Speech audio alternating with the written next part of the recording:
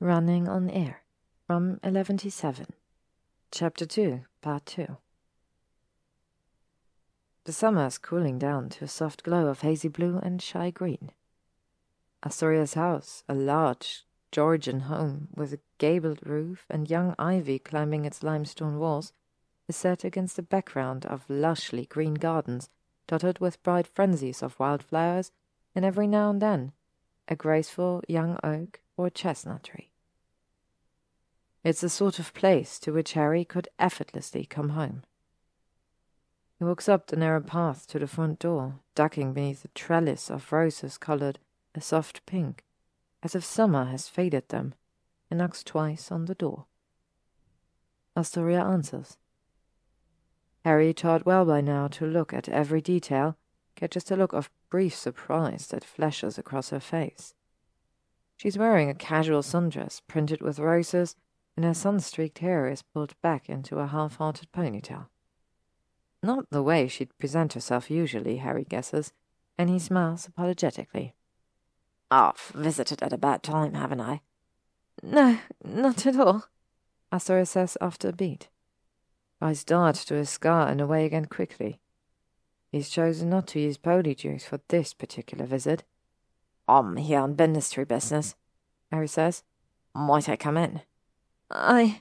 Certainly. Steps back, allowing Harry to walk into the refreshingly cool hallway, and closes the door. Something is baking, Harry thinks, inhaling the sweet aroma of sugary pastry. He steps over a rag doll and frowns. He didn't realize Astoria had a child. Tea? Astoria asks. Thanks. He follows her into the kitchen, illuminated by bright sunlight. The Wizarding Wireless on the counter is playing a cheerful song, teamed with the pleasant aroma of baked sweets and the uncaring mess of the kitchen. Flour spilled across the counter, cast-off butter-smeared measuring spoons. Harry feels a little more relaxed. A footstep behind him. He turns. A young child, no more than 1.5 years old, he'd guess, is clutching a half-eaten strawberry and staring at him. Hello, he says. The girl studies him a moment, then takes a bite of strawberry before uttering a messy hello, and return and toddling out of sight. Astoria pours Harry a cup of tea and sets it down on the kitchen table. He takes the cue and sits down on a chair, first removing a toy model of the Hogwarts Express and several plush toy owls. I'm here about Draco Malfoy, he says, watching Astoria's face carefully. She pales, her grip tightening around her mug of tea. No, she says. My petition was accepted. They agreed I'd done everything I could to locate him. What petition? Harry asks, confused, and Astoria looks at him, as if he's just asked which direction the sun comes up. My divorce petition. The divorce has already been granted in absentia. It can't be reversed. Astoria is outright anxious now. Harry quickly shakes his head. No, it's nothing to do with that. I've been assigned the case. They already investigated. It was 3 years ago. Astoria's anxiety is fading to confusion. Cold case now, yes. Harry hesitates, but the original case manager already asked Astoria all the generic questions. Where did she last see him? Was there anyone who wished him harm? And so on. Asking them now will get him nowhere. He takes a sip of tea to collect his thoughts, but he's never been good at interview strategies, and so he says the first thing that comes to mind. I didn't realize you were married. Astoria gives a tense smile. Matthew Venn. You wouldn't know him. She perhaps catches Harry's glance towards the doorway before she adds, Our daughter, Sophie. People judge you for it, Harry says slowly. Astoria glances away, staring down at her cup of tea. Of course. That's what people do, isn't it? They judge. My parents adored Draco. If it were up to my mother, I'd be widowed forever, trailing about the place dressed in mournful black. She thought it was awful of me to remarry. She taps a fingernail against the rim of the mug. I was very close to Draco, of course. And when he first went missing, I was a mess. That matches the case officer's description of his interview with her, Harry thinks. But we learn to pick up the pieces and move on, don't we? She seems to be waiting for affirmation, so Harry gives it. We do, yes. Astoria nods. The conversation lulls. She traces the pattern on the mug, one fingernail skimming over the printed flowers and leaves. Harry looks at her. Properly looks at her, as he's been taught to do with any item of evidence. She seems casual, never consciously aware of her movements, whether it's tucking her bare feet under the chair or tracing patterns on the mug. Quick to smile, Harry thinks, seeing the beginning of fine laugh lines around her eyes. Her light tan and sun-tinted hair suggests someone who enjoys being outdoors. Stack of books on the corner of the table with the titles like Easy Gardening Charms and The British Guide to Sustainable Harvest certainly attests to that, although they may belong to Matthew. The words are out before Harry can stop them. You don't seem like someone Malfoy would marry. Astoria's eyes flicker to his, and Harry's startled by her expression. Surprise, he thinks, and caution? Perhaps even a tinge of suspicion. Oh, and why's that? She asks. Yes, her voice is definitely guarded now. Harry shrugs. To be honest, I always pictured his wife to be a female version of him. He says it as a joke, to try and put Astoria at ease again, but she doesn't smile. Then I suppose you don't know him very well, she says. No, Harry says, studying her. I don't. He takes his leave then. He'll visit again and bring up her previous marriage then. Speaking of it now won't get him anywhere, he senses. Astoria has withdrawn from her initial welcome. She bids him farewell politely enough, however, and he leaves. Harry returns to his Westminster flat, coming home to the box in the sky. He pours himself a glass of Irish whiskey and stands on the balcony, looking over the London skyline. He remembers how Ginny's eyes had lit up, the city lights reflected in her pupils when they first stood at this window and looked at the view. It's beautiful, she had breathed. She always had the ambition and drive to own a place like this. Strong lines, clean forms, and bold features. She'd been enchanted with London since she was a little girl, accompanying her father on trips to the ministry and loving the rush of the city. One day, I'll live in a box in the sky, she had told her father once, and on the day they bought the apartment, she had laughed with the joy of achieving a long-lost childhood dream. Harry's heart belongs to the rambling houses of stone and wood, the homes that first captured his heart. Hogwarts, a ramshackle and ancient beast of stone and magic, and later on, the Burrow with its cozy rooms and Mandarin gardens. He takes a sip of the whiskey, feeling the slow burn in his throat. He can see the lights of South Lambeth across the river, reflected in the glittering darkness of the River Thames. A train is approaching the above-ground platforms, visibly only as an even line of lights crawling along. A moment later, another train leaves, picking up speed. Harry watches the train until it disappears from view, going out west, where the lights of the city will give way to dotted suburban streetlights and then the inky darkness of the countryside.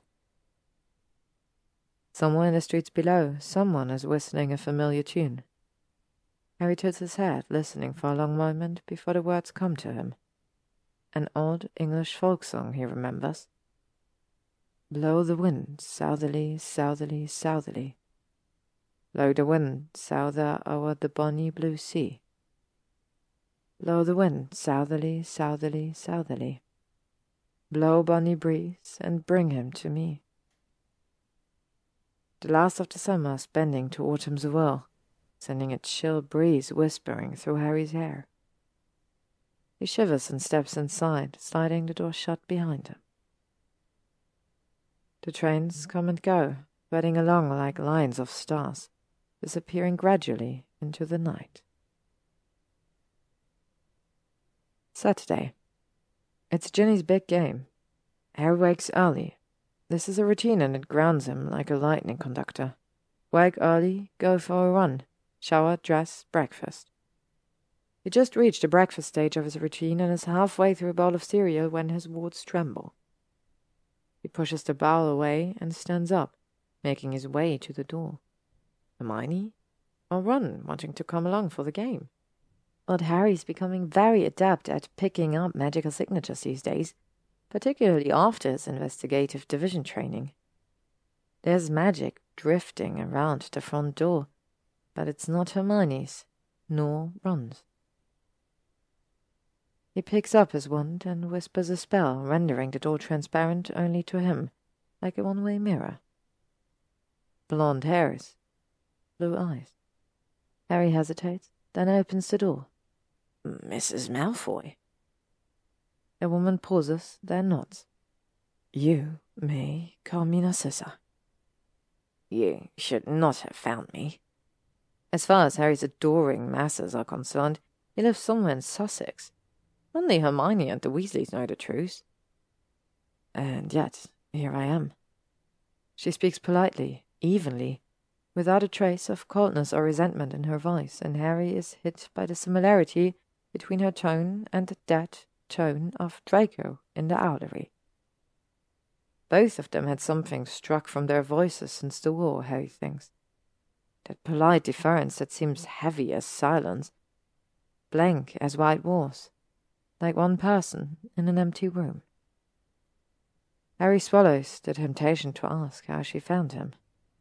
Come in, he says instead, because what else can he do with Narcissa Malfoy standing on his doorstep?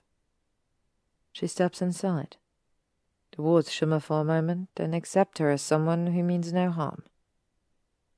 He looks around, eyes flicking once around the room, but Harry doubts she's prying. He seems to be looking for a chair instead, but there are no overstuffed armchairs or cozy sofas in this sparse apartment. There's only the row of stools by the island bench, and a glass-topped dining table with 2 dining chairs on each side of it. He checks his watch. He should be portkeying in the next 15 minutes, arriving in time to wish Ginny luck. My arrival is ill-timed.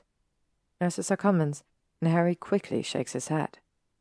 Narcissa is already beginning to look doubtful, and the last thing he wants is for her to flee, taking any useful information with her. Not at all. Tea or coffee? He asks, hoping Narcissa will refuse both. The only tea available is builder's tea. The coffee is cheap, instant powder kept only for Arthur Weasley's infrequent visits.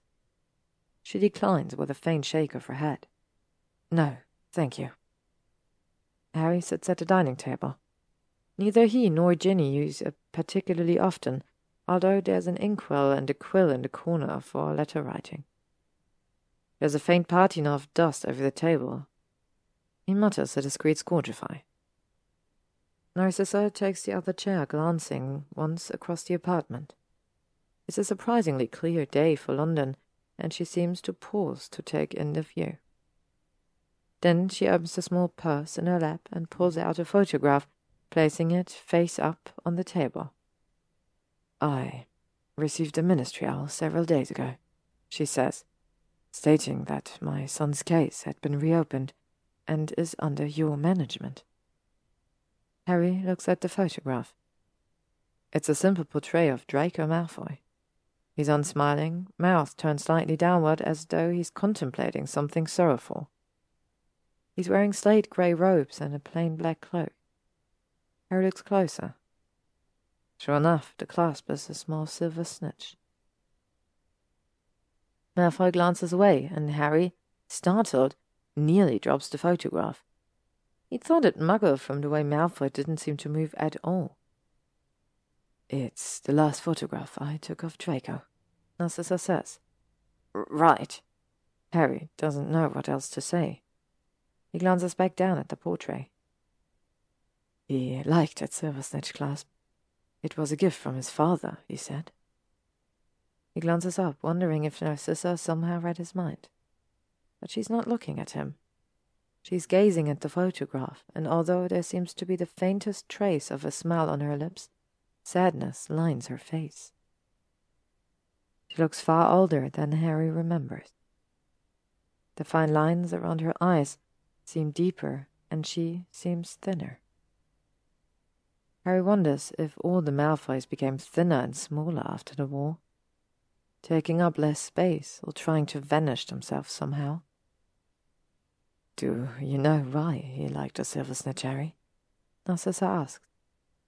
He half wishes she called him with the far more formal Mr. Potter. He's not sure he's comfortable with any Malfoy calling him by his first name. No. He wonders if Narcissa will reprimand him for knowing so little about Malfoy, but she seems to be caught in other thoughts, staring down at the photograph with a pensive expression. He liked circles. Narcissa turns the photograph over and glances about the table.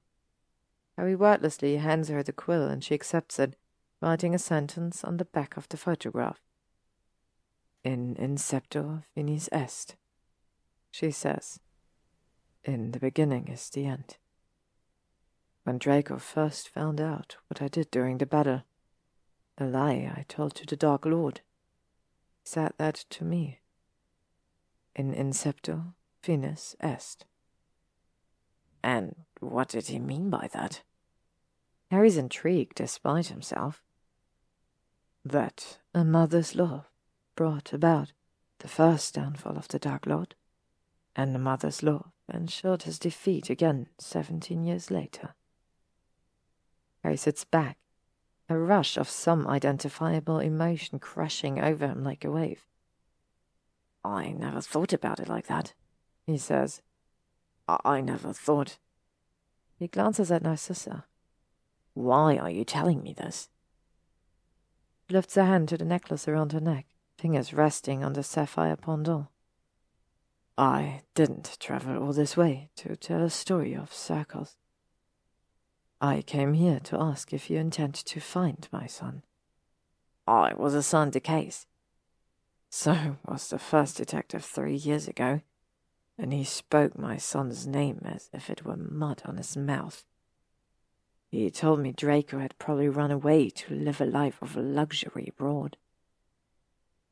Harry flinches, although Narcissa spoke without anger.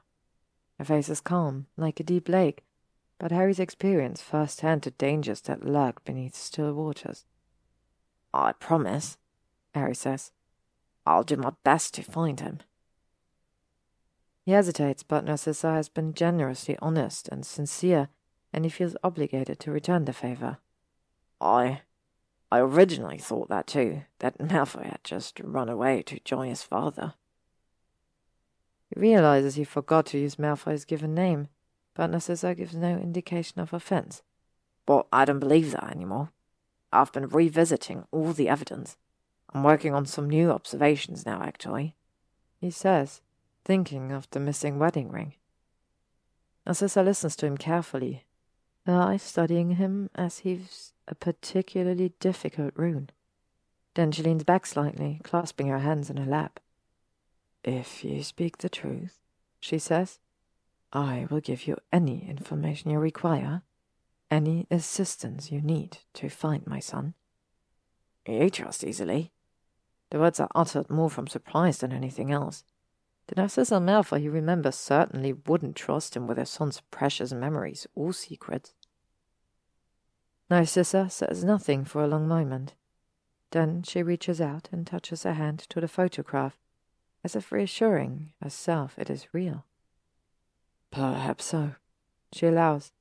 "But my son has been missing for 3 long years now, and this seems to be his last chance. Should I gamble it for the sake of keeping secrets, guarding memories?" Harry can't argue with that. After a long moment of silence, Narcissa hands him a card and stands up. "My contact details. Please keep me updated." "Certainly." Harry picks up the photograph to return it to her, but Narcissa shakes her head. "Keep it. You may find it useful somehow." He accompanies her to the door, wondering what he should ask about Malfoy. What information could possibly prove useful? He doesn't know where to start. "What were the last words Draco said to you?" he says impulsively. He's mildly curious, but it's partially a test to see if Narcissa will freely give personal information. She looks at him, then glances down at her hands as if the answer is written there. "I can give you the memory," she says slowly, "of our last meeting. the last time I saw him. Perhaps it may help." Well, Narcissa has gone beyond Harry's simple test of faith. "The memory?" he repeats. Narcissa nods. If it's not too much trouble, I suppose." He half expects Narcissa to say she'll send it to him in a day or so, but instead she stands there, waiting patiently, and Harry realizes she means now. He hurries away, and after a rushed rifle through the kitchen drawers, finds an empty potion vial to give her. He turns away and busies himself with tidying up the kitchen while she extracts her memory, knowing that some people prefer privacy while performing the spell. When he turns back to Narcissa, she's holding out the vial, silver wisps moving within. "I must ask," she says, "that you do not share the memory." "Only I will see it," Harry promises. Narcissa nods once, then turns and departs without a farther farewell. Harry checks his watch.